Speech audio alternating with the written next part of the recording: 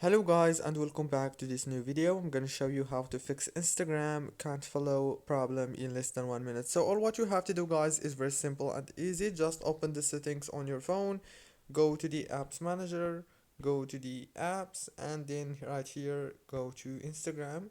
If you didn't find it, just search for it here in the search bar like this. Now this is the app information page. All what you have to do here is very simple. Go down to the notifications management option, scroll all the way down, you will find more settings option, click on it. Now it will take you directly to Instagram. All what you have to do then is disable notifications. Let's turn on the Wi-Fi also, enable them again. Now click here on force stop, this is the most important, and click on the storage, click on clear data and clear cache. That's it guys for today's video. Don't forget to like, subscribe. Thank you very much for watching.